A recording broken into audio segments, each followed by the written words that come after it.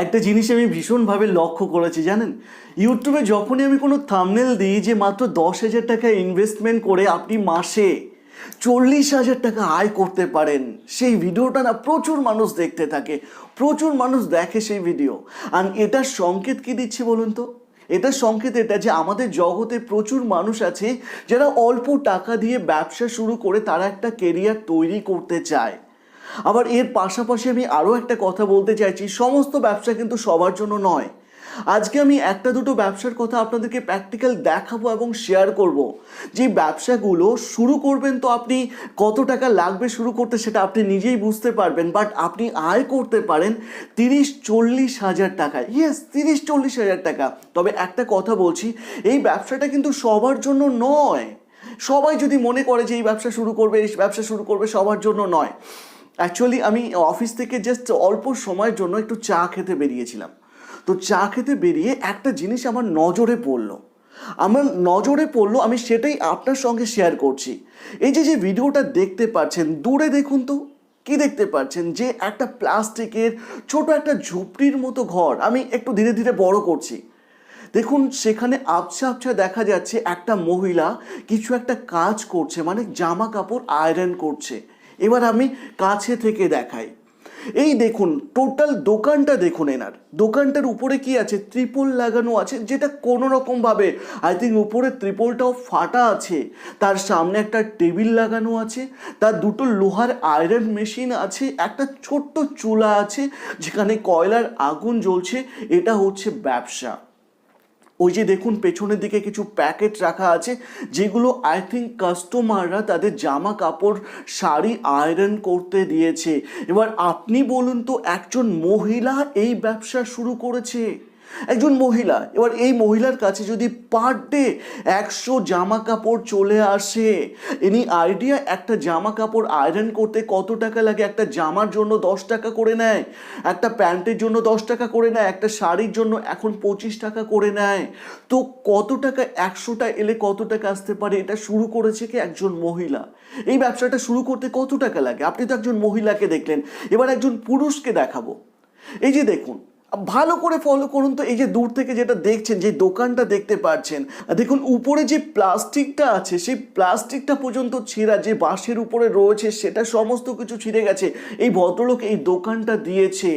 এবার আমাদের ওয়েস্ট বেঙ্গল থেকে প্রচুর মানুষ আছে যারা অল্প টাকা ইনকামের জন্য কেরালাতে চলে যাচ্ছে, গিয়ে কনস্ট্রাকশনে রোদ্দুরের মধ্যে কাজ করছে।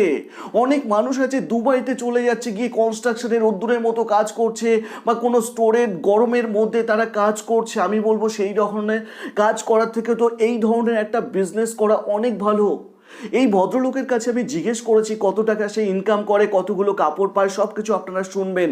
বাট একটা কথা আপনাকে বলতে চাই, এই যে ব্যবসাটা আছে লন্ড্রি বিজনেস, বা লন্ড্রির সঙ্গে আপনি আয়রন করছেন জামা কাপড়, এইটাকে যদি এই ভদ্রলোক বা ভদ্র মহিলা পুরোনো ফরম্যাটে করছে, আপনি যদি একটু ডিজিটাল ফরম্যাটে করতে পারেন, একটু আধুনিক সময় মোবাইলের টাচ বা একটু ডিজিটালের টাচ এই ব্যবসায় এনে দিতে পারেন, তাহলে এই ব্যবসা থেকে আপনার একটা বড় মুনাফা হতে পারে।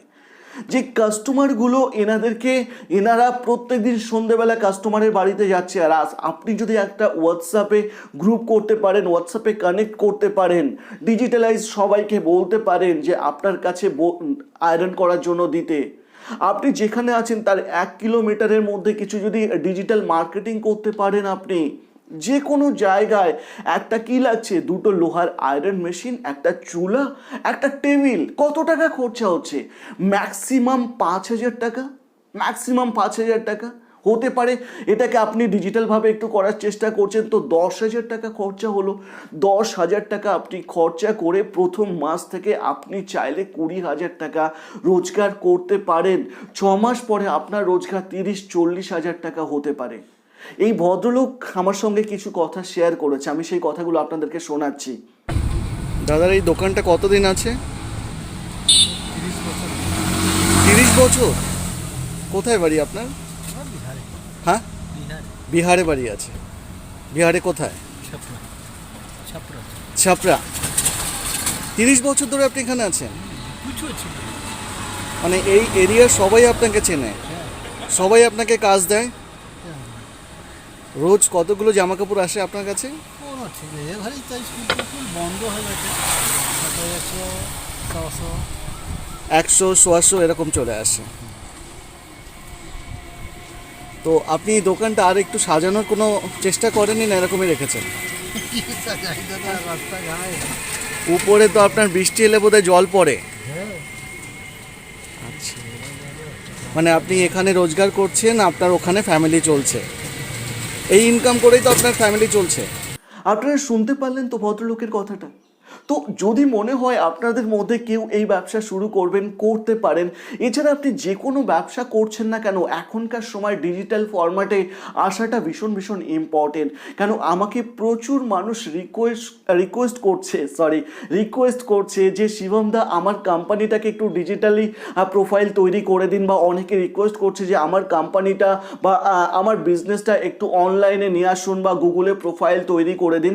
তো আপনাদের রিকোয়েস্ট রাখার জন্য আমি আবার কিন্তু আপনাদের জন্য আমি গুগল লিস্টিং থেকে শুরু করে ডিজিটাল প্রোফাইল বানিয়ে দিচ্ছি।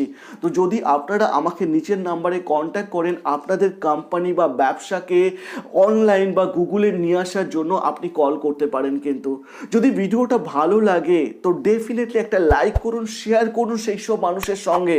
আজকে প্রচুর মানুষ আছে গ্রামের দিকে বা শহরেও আছে প্রচুর মানুষ যারা কিছু করতে চাইছে, বাট তারা লজ্জা পাচ্ছে এই ধরনের কাজের জন্য। কোনো কাজ ছোট নয়। আজকে এই মানুষগুলো বিহার থেকে আসছে, ম্যাক্সিমাম মানুষ বিহার থেকে এখানে সেই কাজটা করছে, পয়সা রোজগার করে বিহারে নিয়ে যাচ্ছে।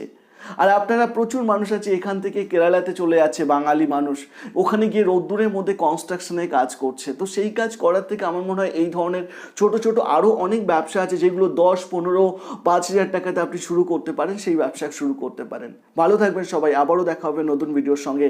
জয় হিন্দ, বন্দে মাতরম।